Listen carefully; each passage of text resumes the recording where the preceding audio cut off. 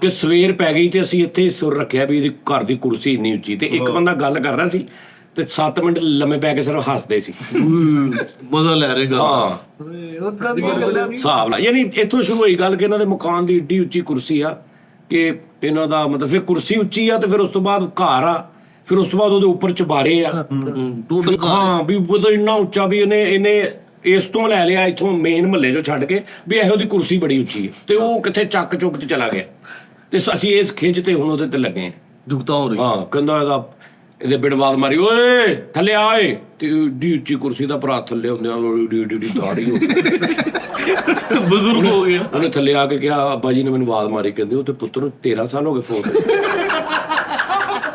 ਇਹ ਟਰੈਕ ਅਸੀਂ ਰੱਖਿਆ ਸੀ ਬਹੁਤ ਅੱਛੀ। ਹਾਂ ਵੀ ਏਡੀ ਉੱਚੀ ਕੁਰਸੀ ਆ, ਉਹ ਏਡੀ ਉੱਚੀ ਬਣਾਤੀ। ਤੇ ਕਿੱਥੇ ਗੱਲ ਪਹੁੰਚੀ ਤੇ ਇੰਜ ਹਾਸਾ ਪਿਆ ਤੇ ਉੱਠੇ ਦੁਬਾਰਾ ਇੱਕ ਨੇ ਕਿਹਾ, ਉਹਨੇ ਕਹਿੰਦਾ ਏਡੀ ਉੱਚੀ ਕੁਰਸੀ ਆ, ਆਪਣੀ ਜਦੋਂ ਛੱਤ ਤੇ ਖਲੋਤਾ ਹੁੰਦਾ ਨਾ ਹਾਂਜੀ ਤੇ ਥੱਲੇ ਨੂੰ ਮੂੰਹ ਕਰਕੇ ਕਹਿੰਦਾ, ਯਾਰ ਉਹ ਦੇਖ ਕਿੱਡੀ ਅੱਛੀ ਥੱਲੇ ਬਾਰਿਸ਼ ਹੋ ਰਹੀ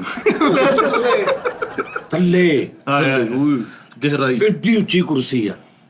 ਵਾਹ ਵਾਹ। ਹਿਸਾਬ ਲਾਓ ਤੁਸੀਂ, ਦੁੱਧ ਵਾਲੇ ਦਾ ਗੱਲਾਂ, ਹਰ ਘਰ ਦੀ ਗੱਲ ਕਰੋ, ਦੁੱਧ ਵਾਲਿਆਂ ਨੂੰ ਦੁੱਧ ਦੇਣ ਆਇਆ, ਕੀ ਹੋ ਘਰ ਸਮਾਨ ਲੈਣਾ, ਇਹਨਾਂ ਘਰ ਪ੍ਰਾਹੁਣੇ ਆ ਗਏ, ਏਡੀ ਉੱਚੀ ਕੁਰਸੀ। ਯਾਰ ਸਵੇਰ ਪੈ ਗਈ ਉਸੇ ਘਰ ਤੇ, ਉਸੇ ਘਰ ਤੇ। ਕਿਹਾ ਅਸੀਂ ਚੀਜ਼ ਦੇ ਬਾਅਦ ਹੁੰਦੇ ਸਾ, ਸ਼ੁਗਲ ਮੇਲਾ ਹੁੰਦਾ ਸੀ।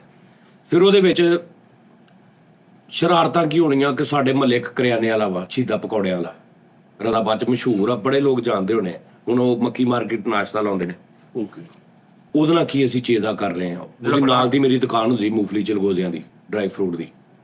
ਉਹ ਐ ਸਿਗਰਟ ਹੁੰਦਾ ਸੀ ਉਹਦਾ, ਅੱਖ ਥੋੜੀ ਜਿਹੀ ਨਾ ਉਹਦੇ ਖਰਾਬ ਸੀ ਅੱਖ, ਤੇ ਇੱਕ ਅੱਖ ਹੁੰਦੀ ਸੀ ਤੇ ਸਿਗਰਟ। ਹਾਂ ਪੂਰੀ ਦੁਕਾਨਦਾਰੀ ਐ ਸਜਾਈ ਆ ਵੀ ਤਰੀਕੇ ਨਾਲ। ਤੇ ਜਿਹੜਾ ਚਟਨੀ ਵਾਲਾ ਬੌਲ ਹੈ ਨਾ, ਉਹ ਇੰਜ ਪੂਰਾ ਉੱਤੋਂ, ਯਾਨੀ ਉਹਦਾ ਬੈਲੈਂਸ ਇੰਨੀ ਭਰ ਲਈ, ਓਹੋ ਵਾਹ, ਨੱਕੇ ਤੱਕ ਇੰਜ ਆ, ਤੇ ਉੱਤੇ ਸੋਹਣਾ ਐ ਕਰਕੇ ਨਾ ਢੱਕਣ ਰੱਖਿਆ। ਇੱਕ ਬੰਦਾ ਆਇਆ, ਉਹਨੇ ਕਿਹਾ ਸ਼ੀਦੇ ਆ ਪਕੌੜੇ ਤੋਲ ਅੱਧਾ ਕਿਲੋ, ਤੇ ਹੁਣ ਛਪਰਾ ਠਾਠੂ ਸ਼ੁਰੂ ਆ। ਤੇ ਸ਼ਹੀਦੇ ਨੇ ਇੰਜ ਕਰਕੇ ਨਾ, ਹੁਣ ਇੰਜ ਲੱਗੀ ਨਹੀਂ ਵੀ ਦੁਕਾਨ ਇੱਧਰ ਨੂੰ ਤੇ ਇੱਧਰ ਨੂੰ, ਤੇ ਹੁਣ ਇੰਜ ਬਾਟਾ ਫੜ ਕੇ ਨਾ, ਤੇ ਹੁਣ ਇੰਜ ਪਾ ਰਹੇ ਨੇ ਨਾ ਇੰਜ। ਤੇ ਉਹਨੇ ਇੰਨੀ ਦੇਰ ਨੂੰ ਢੱਕਣ ਚੁੱਕਿਆ, ਤੇ ਸੇਬੇ ਵਾਲੇ ਬੰਬ ਨੂੰ ਦੂਏ ਨੇ ਅੱਗ ਲਾਈ, ਤੇ ਉਹਨੇ ਚਟਨੀ ਵੀ ਡਬੋ ਕੇ ਤੇ ਢੱਕਣ ਰੱਖਤਾ। ਓਕੇ। ਤੇ ਸ਼ਹੀਦੇ ਹੁਣੀ ਇੰਜ ਆਏ ਨੇ ਤੇ ਗਾਹ ਗਈ ਐਨੀ ਸਮਝ ਆਈ? ਉਹ ਨਿਕਲ ਗਏ ਨਿਕਲ ਗਏ ਆਪਣਾ ਕੰਮ ਕਰਕੇ।